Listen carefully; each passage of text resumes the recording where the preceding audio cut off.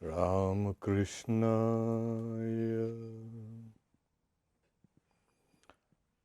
Salutations to Bhagavan Ramakrishna. Welcome to the 15th class in the series of Unpacking Yoga teachings and practices. We've actually come a long way. And as promised, we're going to speak about the actual practice of repeating a mantra, which is called Japa. Okay. We had seen what a mantra is in the previous class, which is nothing but a condensed prayer, and how it has various levels, the undifferentiated, and on the other spectrum, the differentiated. And the process, the undifferentiated, becomes a differentiated. And that will orient you towards that differentiated form of a deity. There may be various forms, and all depends on your personality and the impressions in your mind that orients you to a particular aspect of divinity.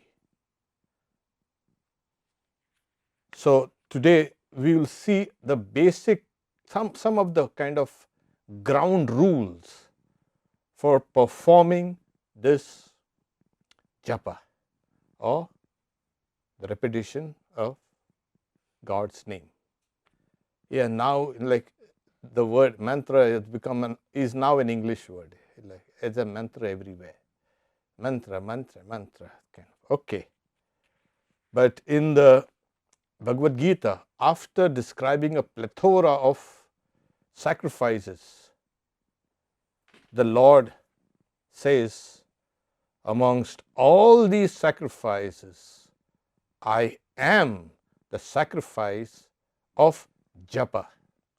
Yajnanam Japa Yajnosmi. That's very significant, because it entails less trouble.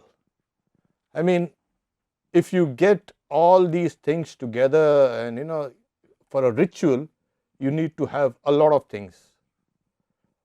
But in the case of a japa, what happens is you have become just internalize that entire ritual process, and so there is less effort, external effort outside.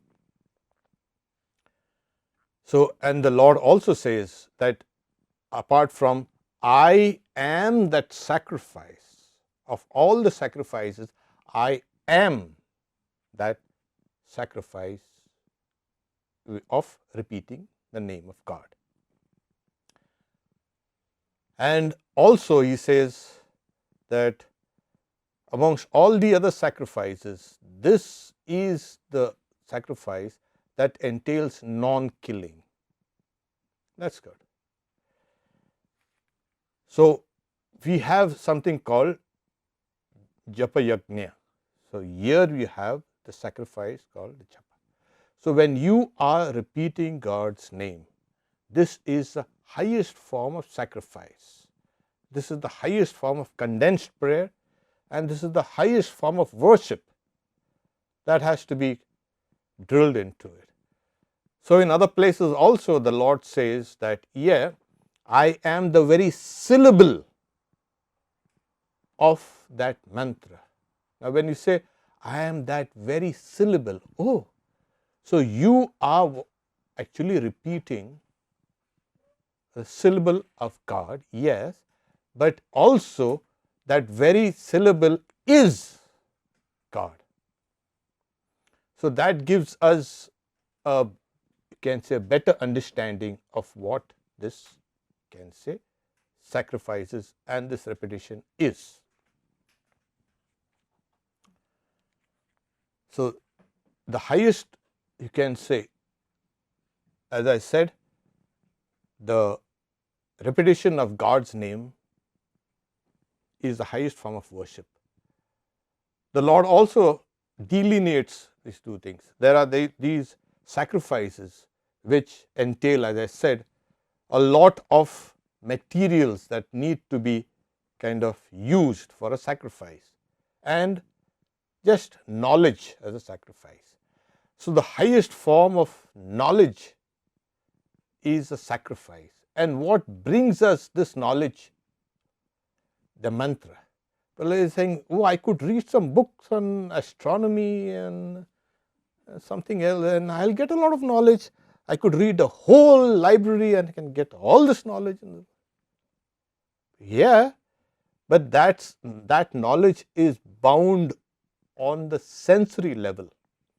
You will not get metaphysical knowledge.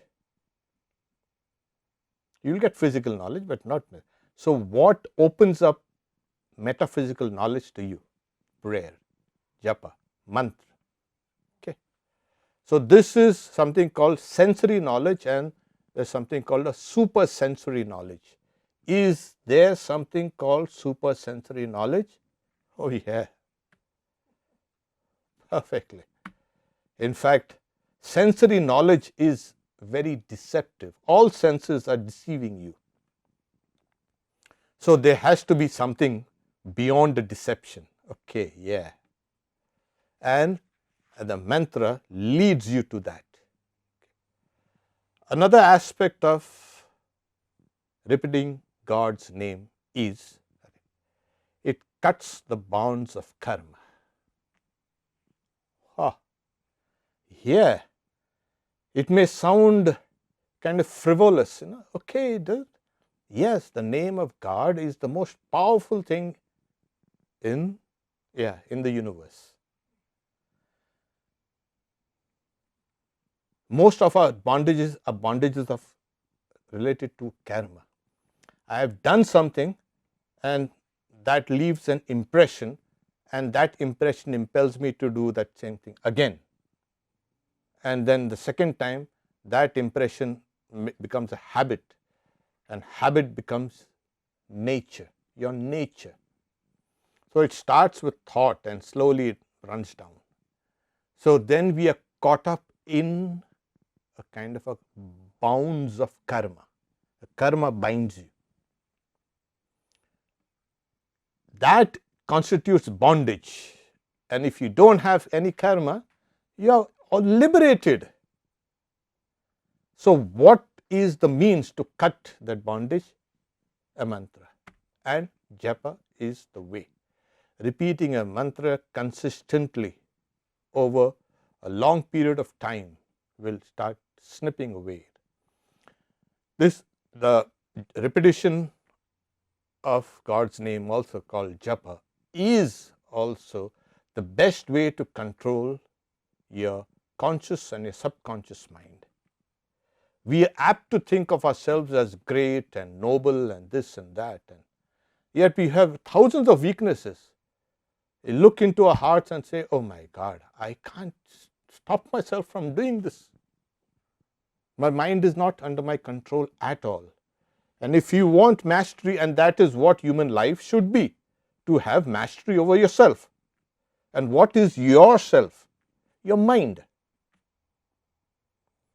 So, how do you get mastery over yourself? Again, it is through japa.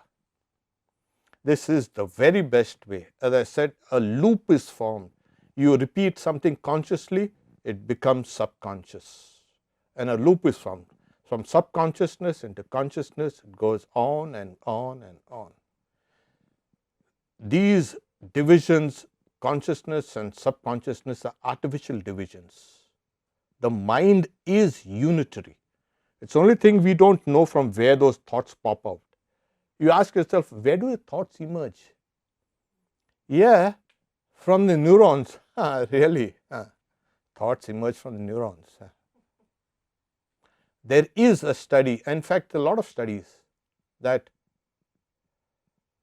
it works on the quantum principles. Okay, and quantum mechanics will be later be used to explain thought processes. It seems kind of alien to all these mechanistic ideas of neurons firing and thought generating and all. Yeah, it is now. Even the senses work on, some of these studies are finding, on quantum principles. Okay, that being said, let's get down to the basics. Okay. Now, as I explained what a mantra is, and now you've got to start repeating it. Do you repeat it anywhere, everywhere? Yes, you got to repeat it. But when you do it methodically, first you've got to have an environment. You cannot be standing in the middle of the road and sitting down, or maybe sitting down and trying to do japa. Today I've seen somebody sitting down and trying to meditate with a dog in front, and that person is looking at the dog, and the dog is wagging the tail, and the person is supposed to be meditating. Now we know on what the person is meditating upon. So you don't need to have any distractions around. That's what. Secondly, the place should be clean. Okay, obviously, the place should be clean. It should be non-distractive, and there are some rules in the scriptures. Don't practice your prayers, or don't repeat the name of God ritually, even in the moonlight. There are a lot of reasons, but one of that is moonlight. Kind of, the moon is the presiding deity of the mind. Like, it waxes and wanes, and moonlight makes you romantic. Part of your mind will be going out there somewhere. So one of the reasons is japa done in a holy place, in a place of pilgrimage, or a church, or a temple, or anywhere, becomes additionally more powerful. That's why people congregate in a sacred place or a holy place and pray. So everyone else's prayers also impel you to pray. That is it. When sitting down, sit down straight. We have been discussing this over and over and over again. You've got to be still and straight, because a posture indicates not only temperament, it also indicates alertness. So if you're going to slouch and you're going to nod, we know that you're not alert. So that's the reason why they say keep. Then they also speak about facing the north or the east. These are kind of old practices, but if you can't, better to do it facing any direction than not doing it at all. Okay, there are certain things, like when you are feeling lazy and then you are doing japa, you keep on dozing off. That is not allowed. Exposing the teeth is not allowed. Do it on an empty stomach. That is allowed. Fidgeting, scratching, not allowed. Okay. Japa while you're being angry or anxious is not allowed. What happens is you are mixing things up which should be just left simple and straight. There are also things like, do not yawn. You're praying and you're yawning also. So that also. So these are things just to keep you focused. Okay. Follow a set routine. Like if you're going to meditate or do japa at 7 in the evening, at 9 in the evening, do it again the next day, 7 or 9, or in the morning, 5 or whatever. The mind works on the principle of habits, and you've got to set a kind of a routine, a habitual routine for the mind. It helps. If you notice, and we have been from the very, when we joined the monastery, oh my God, you got to get up and do it at this time of the day. Why can't I do it at the other times of the day? Well, no. It's a habit forming kind of exercise. You keep on doing it. At that particular time, that helps also. While repeating a mantra, you have to articulate it precisely and clearly. This has been the bane of many practitioners. They are in some kind of hurry to quickly repeat it and finish up this prayer. No, it has to be repeated in such a way, mentally of course. We had seen that there is something called audible, semi-audible and mental. But when you are doing it mentally, you've got to hear what you are repeating. And we have that mechanism. Because we are constantly talking to ourselves, we hear ourselves also. Not only talk to ourselves, we hear ourselves. If you notice, most of our mental energy is spent in talking and hearing what we are talking and hearing to ourselves. Yeah. The moment it is directed to something else, then that also becomes a big problem. So, that mental energy is conserved.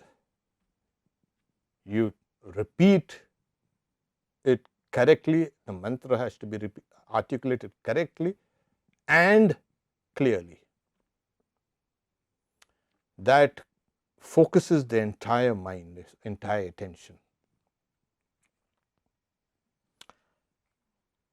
One should have a particular kind of mood, a spiritual mood, while sitting and doing japa. Yes, that's very important, because when you are sitting and doing your japa, you need to have that attitude. It's like any other work, you get yourself kind of psyched up, you get yourself ready, and then you do that particular thing. It increases the focus. So the best attitude is, yes, this is a part of me, or I am an aspect of God, or I am a part of God, I am a child of God. Anything that connects you with the divine through the repetition, the mantra. Okay. Vedantins, I mean those who don't do any kind of external worship, they do a higher form of mantra repetition where it speaks about their own nature, their own divine nature. So that has to be contemplated upon. So once you have a kind of a connection made with the deity, whichever God you are meditating upon or you are trying to repeat the name, you have to feel a part of that divinity. Otherwise, it's just useless. You are somewhere going somewhere out, and the mind is going somewhere there, and the deity is there, and the mantra is there. So it's kind of dispersed. You got to bring everything together and keep a definite pace. It should be neither slow or too fast. Now we have, each one of us has different personalities, and the speed or the tempo of the japa should follow your own personality. There are those who are very restless, and when they repeat, it is going to be fast, of course. There are those who are kind of taken easy, slow paced, and that mantra also will follow. Generally, the beating of the heart is, we have these pacemaker cells, so use that as the pace. Okay. Or your own breath. However, that does not mean that you can try to do something which is not consonant with your nature, in the sense of you're trying to imitate somebody, you're trying to, okay, if I'm going to meditate for 1 hour and I see somebody meditating for 2 hours, that is bad. You do it at your own pace, at your own time, at your own tempo. Generally, we have a circadian rhythm and you know it yourself, like which is the time I'm most comfortable with. Okay. Another thing is, like, you see, when people speak, when words come out from deep within, they are more believable, more true, more authentic. Yeah, feel everything comes out from deep, deep within. People kind of superficial level keep on babbling and shouting and all. There's no ring of truth in that. So when things come out from deep, from within your chest, as it were, it becomes believable. So japa has to be kind of the thoughts have to come from deep within. It becomes very powerful. That is the idea. So just I had mentioned that when you start repeating God's name, it kind of a loop is created by that mantra over and over and over. It takes over. So generally starts from here because of the mouth. We know we are some people are very mouthy. They'll keep on mouthing. So, and then as it becomes deeper, you feel the mantra emerging from your throat. And as it gets deeper and deeper, it comes down here and here. Finally, you'll find things coming out from here, somewhere around your navel. Things are emerging out from here. Okay. So that is, so when you are doing it at your own pace with a particular mood, getting connected with the mantra and the divine, and you are repeating it from here deep within. Let it go, let it flow within. There is also, and one of the reasons why they say that an important aspect of mantra is you've got to be loyal to that. It's not something that you can tell anybody and everybody. Japa done in silence and in secret, it becomes more powerful. You see, if you have a secret, you don't tell anybody, and that kind of whips up your enthusiasm and kind of grips you always. We all have our secrets. There are some things you tell your friends, but this, the mantra and japa, cannot be told even to your friends. That is your tool to see God face to face. There are people who say, is there a God? Why don't you do something? Suppose somebody says, well, is there something called Antarctica? Yes. I don't believe you. Well, you've seen pictures of Antarctica, and so go ahead and check for yourself. It's there. There are some people who have said, I've seen God face to face.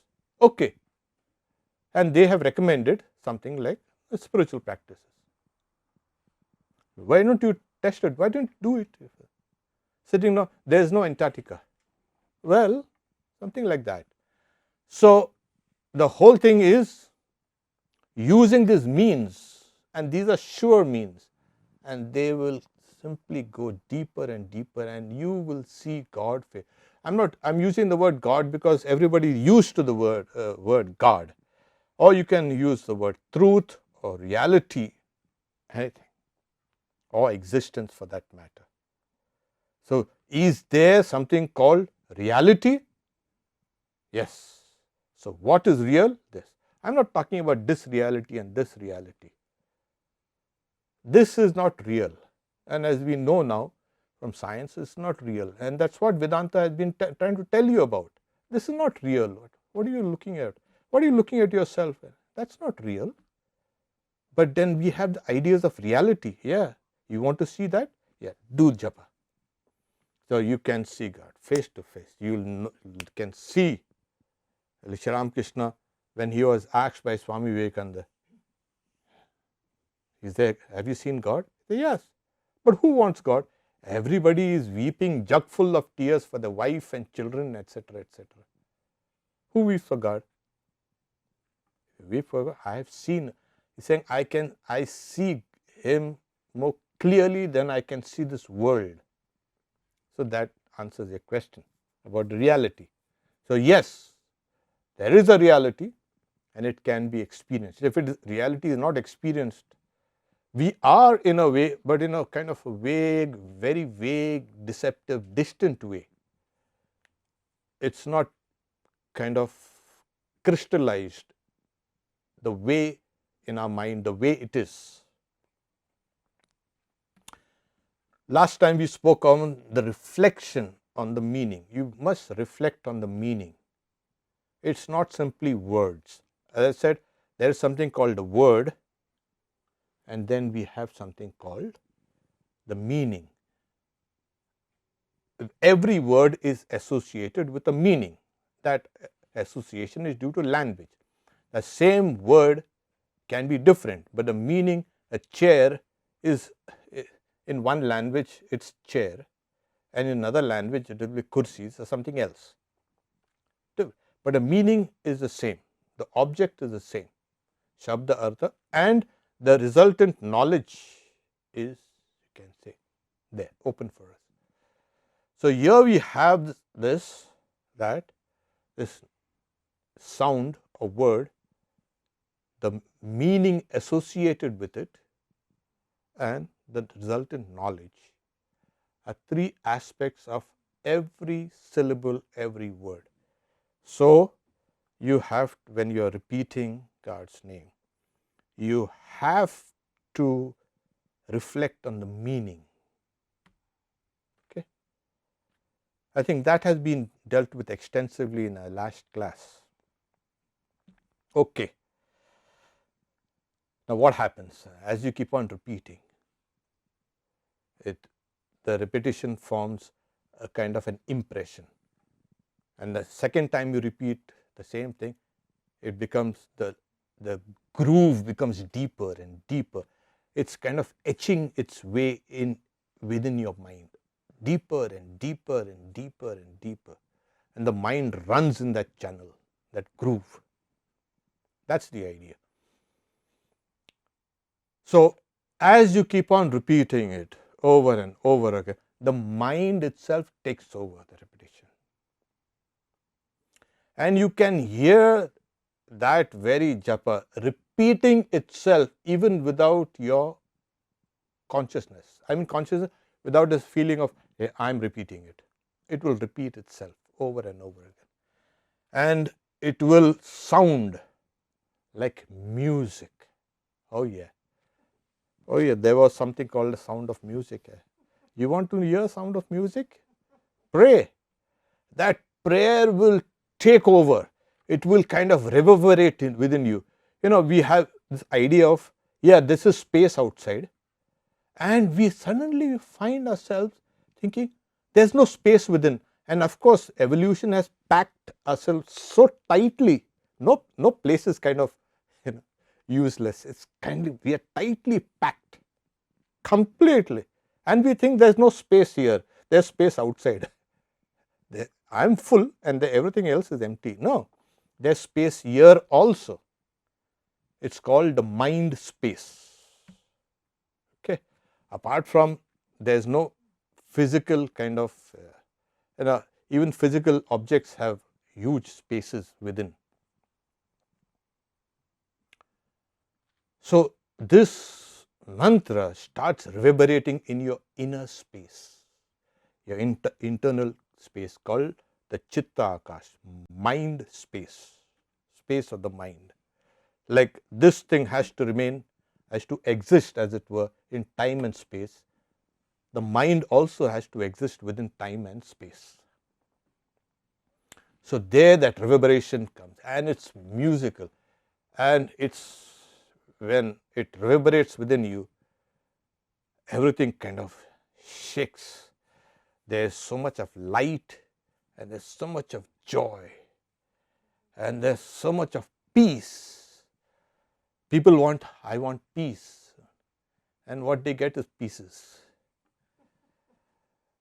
So, you want peace? Yeah, do it. You want love? Yeah, good. People were running out for love and writing huge novels and making all these cinemas and all. What is love? They cannot define it. People are saying, what is life? And they're thinking about what is life. And yeah, a kind of uh, in in Vedanta, it's called Marichika. That is like a deer running to drink water in a mirage. So you have everything here, and find out the meaning. You will understand the meaning of life and love and peace and joy, and it comes in music, packaged in music. There you are. Nothing better than that. Okay. So when this happens, when the mantra has awakened. Okay. That awakening is a kind of tremendous kind of feeling. The whole world appears small. And you, your consciousness appears large.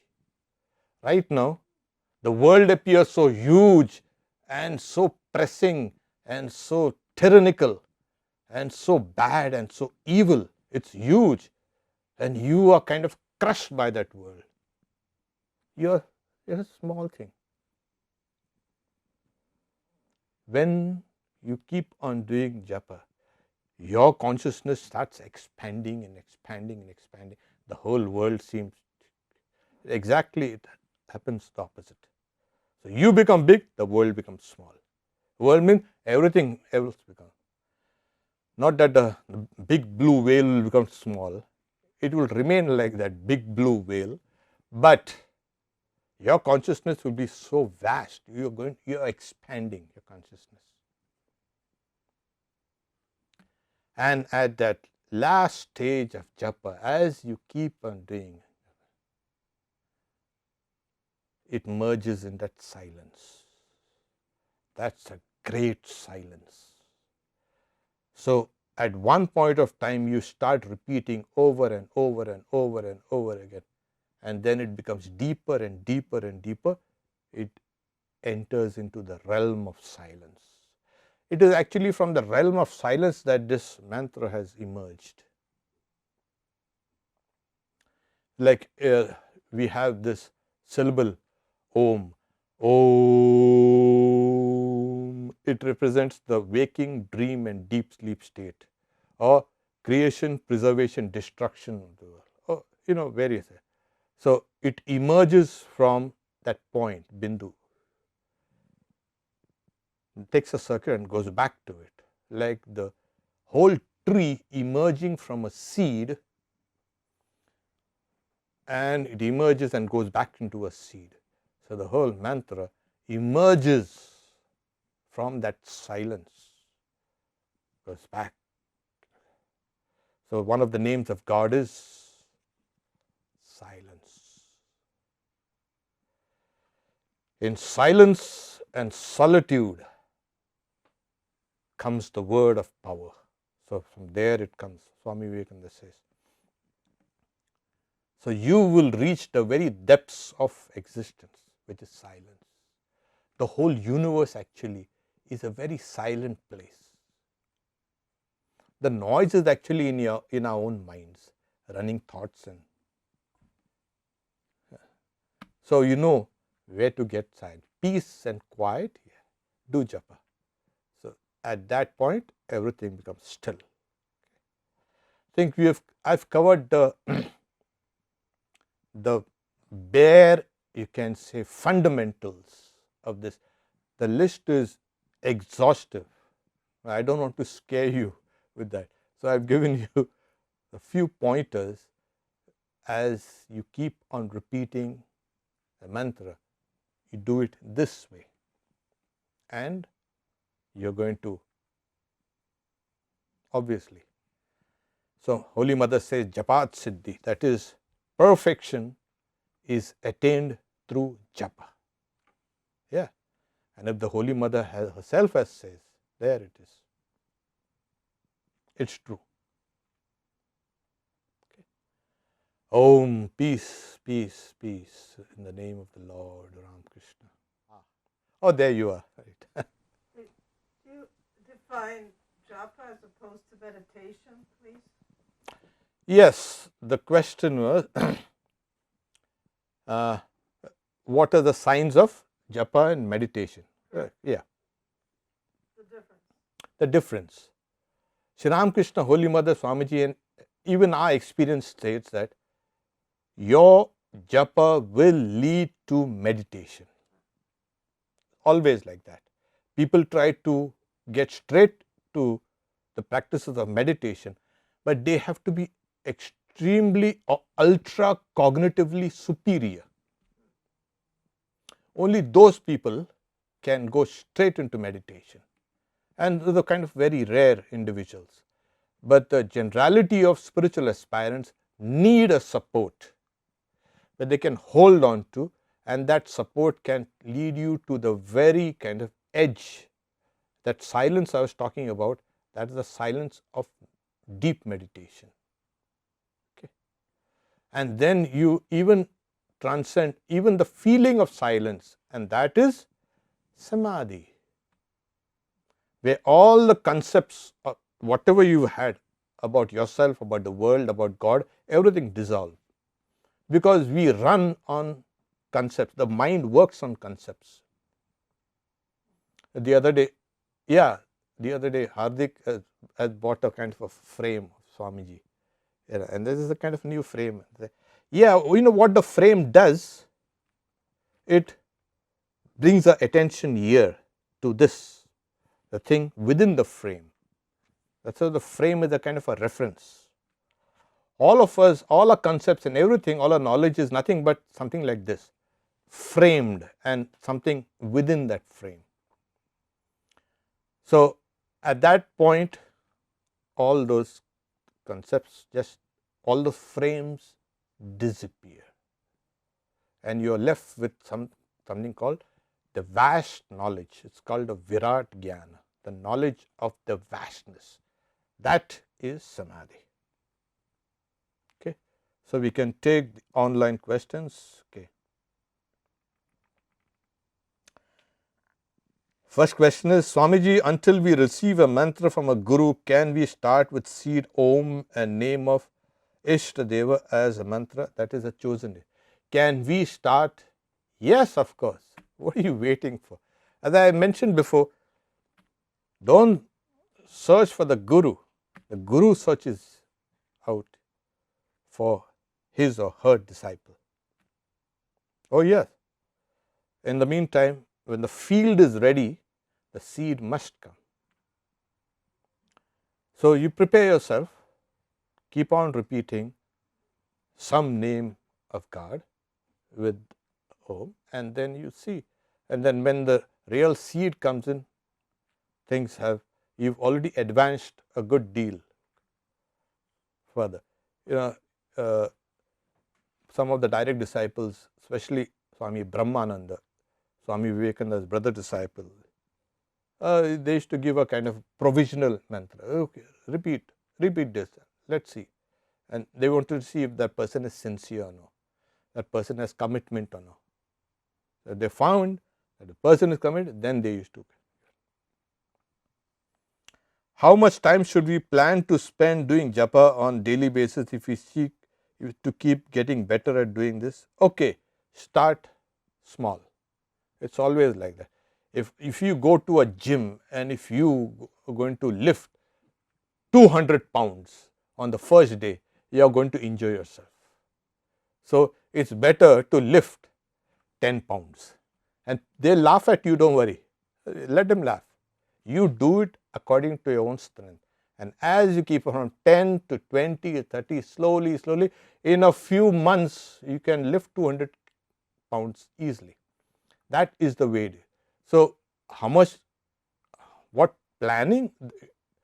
Plan it in such a way that you do it for maybe 10 or 15 minutes a day, 2 times a day. If you have time, 4 times a day.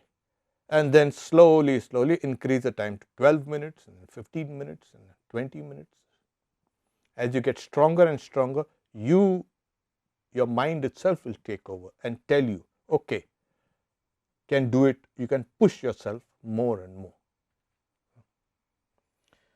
It is not okay to do japa in a dark room before going to bed, like japa can be done in the moonlight.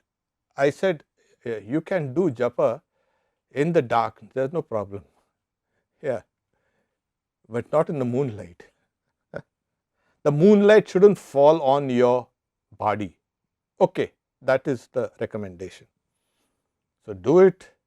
If the moon is outside shining, of course, it's been there shining for billions of years. So don't worry. Uncle Moon will be there. So see that the moonlight doesn't fall on your body. These are actually for slightly advanced aspirants. I gave it to you so that you can start thinking yourself, yeah, I'm an advanced aspirant. So you can do it in the dark, you can do it in the light, but it's better if you can keep a kind of a subdued lighting and keep a picture of the deity in front of you. That becomes wonderful. Or if you want to do it just before you fall asleep, that's even much better. That will take you off your cell phones and your computers and keep on doing japa.